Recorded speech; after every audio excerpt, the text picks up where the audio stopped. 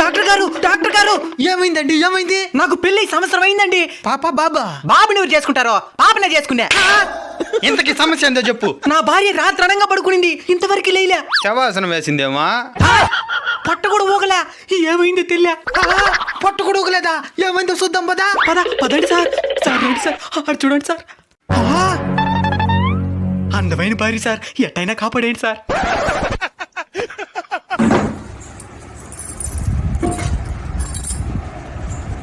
మట్టి గాజులు డజన్ 20 రూపాయలే.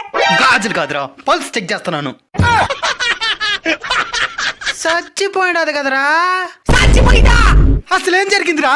మొన్న పనికి పోయి వచ్చి కాళ్ళు నొప్పులు అనిందే. సరే మన భార్య కదా కాళ్ళ దివినా ప్రశాంతంగానే పడుకునిందే.